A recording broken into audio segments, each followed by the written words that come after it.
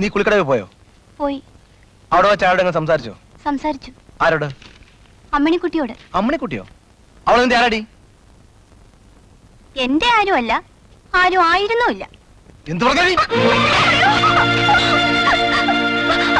നീ എന്നെ മര്യാദ പഠിപ്പിക്കാതായോ? തൊട്ടു പോകരുത് എന്നെ. നിങ്ങളുടെ ഇഷ്ടത്തിന് തുള്ളുന്ന പാവയാണ് ഞാനെന്ന് കരുതിയോ?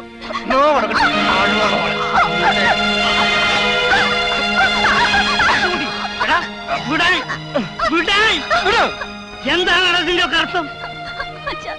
ദയവ് ചെയ്ത് എന്നെ എന്റെ വീട്ടിൽ കൊണ്ടാക്കണം. ഈ വീട്ടിൽ നിന്ന് നീ ജീവനോടെ പുറത്തു പോകില്ല.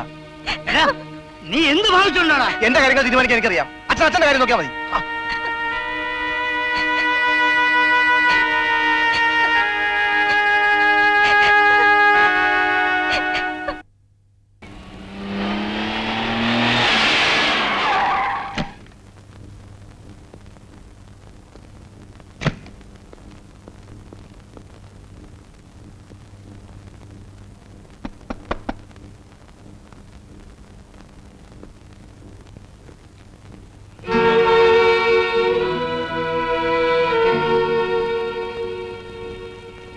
ഇങ്ങോട്ടിരിക്കൂ.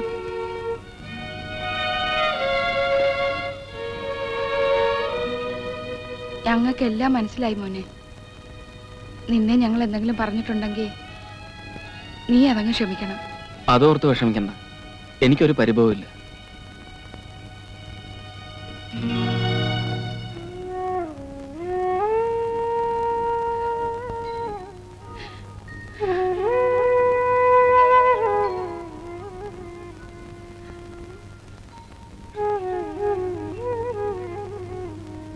ചായ കുടിക്കും മോനെ. വേണ്ട, ഞാൻ വീട്ടിൽ നിന്ന് കഴിച്ചതാ. ഞാൻ ഇറങ്ങട്ടെ.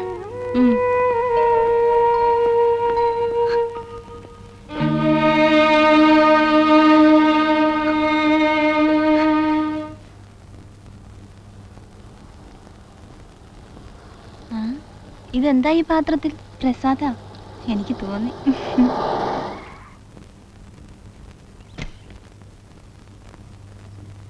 കേശവൻകുട്ടിയുടെ വീടേതാ? ഞാൻ ബോംബെന്ന് വരിക. എന്റെ മകളെയാ കേശവൻകുട്ടി വിവാഹം കഴിച്ചിരിക്കുന്നത്. കേശവൻകുട്ടി അറിയില്ലേ? സുജാതയുടെ അച്ഛനാണല്ലേ? ഏത് സുജാത? ഞാൻ പറഞ്ഞ ആലിസിന്റെ കാര്യ. കേശവൻകുട്ടി നാട്ടിലേക്ക് പോന്ന ശേഷം ഒരു കത്ത് പോലും അയക്കാത്ത കാരണം അവൾ ആകെ തളർന്നിരിക്കുക. അവൾക്ക് കത്തയച്ചില്ലെങ്കിലും പോട്ടെ, കൊച്ചുമോനെങ്കിലും ഒരു കത്ത് അയക്കായിരുന്നു. കൊച്ചുമോനെന്ന് പറഞ്ഞ കേശവൻകുട്ടിയുടെ മോൻ തന്നെ. വരട്ടെ, ഒക്കുമെങ്കിൽ നാളെ തന്നെ കേശവൻകുട്ടി അങ്ങോട്ട് തിരിച്ചു പോകണം.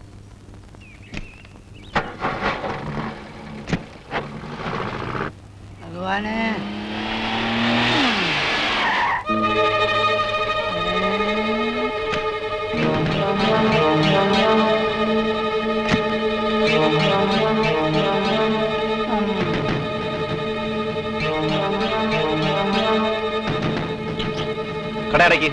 കടയടക്കി നിസ്സകരിച്ച ഞാൻ കട തുറക്കാൻ പോവാ. ഇനി ഈ കട തുറക്കണോ അടയ്ക്കണോ എന്ന് അനന്തം തീരുമാനിക്കും. ഈ കട കേശവൻകുട്ടിയുടെ അച്ഛൻ വാസുവിൻ്റെതാ, അതായത് എന്റെ. അനന്തന്റെ അച്ഛൻ്റെതല്ല. ഞാൻ ഈ കട തുറക്കും, കച്ചവടം ചെയ്യും.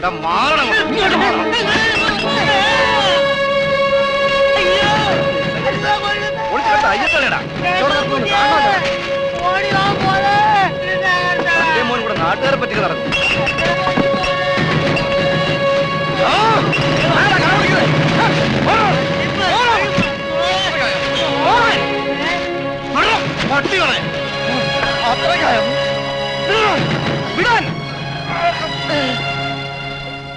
കേശവൻകുട്ടി, ഈ കട ഇന്നു പോലെ എന്റെ ആണ്. കട ഞാൻ പൊളിക്കും. തടയാനാണ് ഭാവമെങ്കിൽ നിന്റെയും നിന്റെ തന്തയുടെയും ശവമായിരിക്കും ബാക്കി. ഈ അക്രമത്തിന് പകരം ചോദിക്കാൻ ഇവിടെ അച്ചടങ്ങിയിരിക്കെ. ഇതിനെന്ത് പകരം ചെയ്യണമെന്ന് കേശവൻകുട്ടിക്ക് അറിയാം. വാ, അടിച്ചു പൊളിക്കടാ.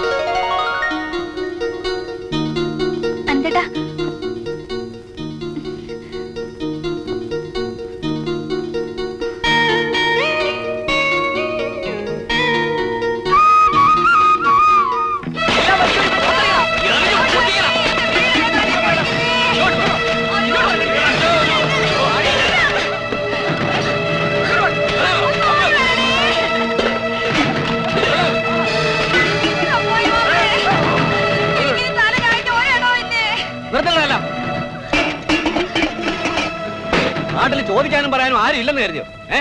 താൻ ആരാ ചോദിക്കാൻ? ഈ പറമ്പ് ഇപ്പൊ കേശവൻകുട്ടിയുടേതാ. അയാൾ പറഞ്ഞു ഒളിച്ചു മാറ്റാൻ അതിനുള്ള കൂലി മുൻകൂർ വാങ്ങിയിട്ടുണ്ട്. കൂലി തിരിച്ചു കൊടുത്തിട്ട് കേശവൻകുട്ടിയോട് പറഞ്ഞേരെ പൊളിക്കാൻ ഞങ്ങൾ സമ്മതിക്കുന്നില്ല എന്ന്. തന്റെ ഒരു സമ്മതം. പോടോ.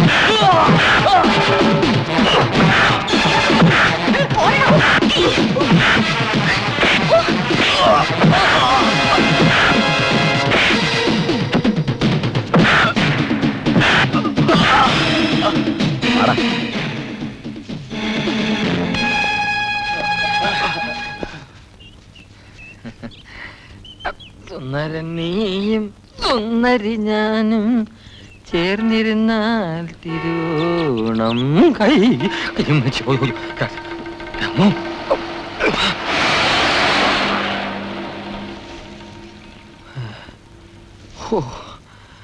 എന്റെ ദൈവമേ.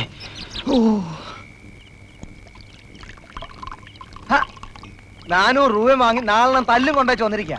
ഇതൊക്കെ നമുക്ക് സോൾവ് ചെയ്യാവുന്നുള്ള അളിയാ. എന്തോന്ന് സോൾവ് ചെയ്യാൻ? ഇതൊക്കെ കേശവൻകുട്ടിക്ക് അറിയാൻ പറഞ്ഞിട്ടൊന്നും അല്ല. അച്ഛനോടെ പോയിരുന്നു. ഒരു സ്മോൾ കഴിക്കുന്നോ? ഞാൻ സുജാതയെ വീട്ടിൽ കൊണ്ടുപോയി വിട്ടു. ആരോട് ചോദിച്ചിട്ട്? ആരോട് ചോദിച്ചിട്ടെന്നോ? എന്റെ മനസ്സിലാക്കിയോട് ചോദിച്ചിട്ട്. ആ പെൺകൊച്ചിന്റെ ശവത്തിന് സമാധാനം പറയാനും ഈ വയസ്സുകാലത്ത് ജയിലിൽ കിടക്കാനും വയ്യഞ്ഞിട്ട്.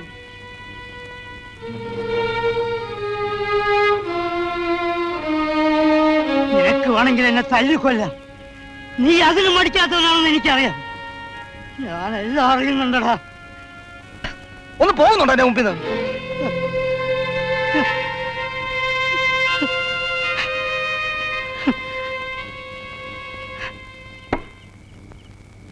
കമ്പനി ബോറാക്കിയല്ലേ? സോറി. കേശവൻകുട്ടി, ആരാത്? ഞാനാ. നമ്മുടെ കൃഷ്ണനെ കാവിനടുത്ത് വെച്ച് വിഷം തീണ്ടി വൈദ്യന്റെ വീട്ടിൽ കൊണ്ടുപോയി. അയാൾ കൈവിട്ട പോലെ. അതിപ്പോ ഞാനെന്ത് വേണം? മെഡിക്കൽ കോളേജ് കൊണ്ടുപോകണം. കാറ് ഇടും മാപ്പളെ. ഞാൻ കാറ് വാങ്ങി എന്റെ ആവശ്യം മനസ്സിലായോ? കേശവൻകുട്ടി, മെനക്കെടുത്താ ഒന്ന് പോറോ. നീ ഇപ്പൊ എന്ത് ചെയ്യും? നമുക്ക് അനന്തകുഞ്ഞിന്റെ കാറ് ചോദിക്കാം. അങ്ങോട്ട് പോവാം. വാ വാ.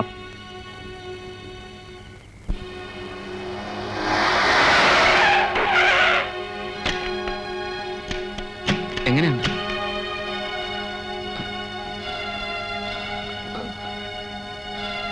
കൃഷ്ണ, കൃഷ്ണ,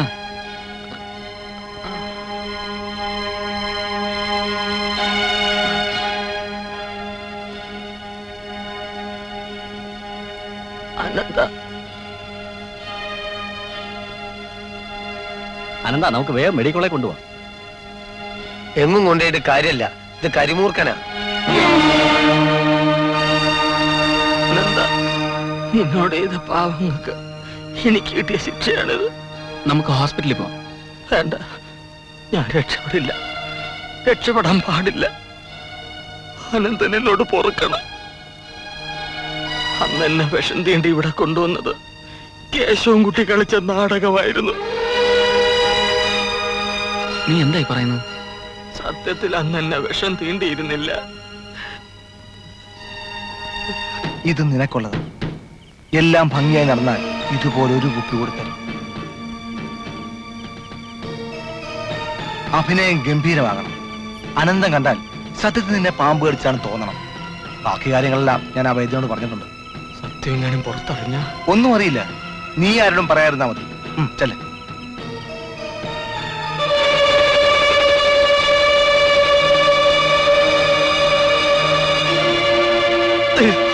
അനന്ത, എന്നെ ഉപദ്രവിക്കരുത്. കേശവൻകുട്ടി പറയുന്നത് പോലെ അനുസരിച്ചില്ലെങ്കിൽ എന്നെ കൊന്നു കളയെന്ന് പറഞ്ഞ് എന്നെ കൊണ്ട് ചെയ്യിച്ചതാണ്. അനന്ത, അയാളെ ഒന്നും ചെയ്യരുത്. അമ്മണിയുടെ വീട്ടിലോട്ട് വേഗം ചെല്ല. അവളെ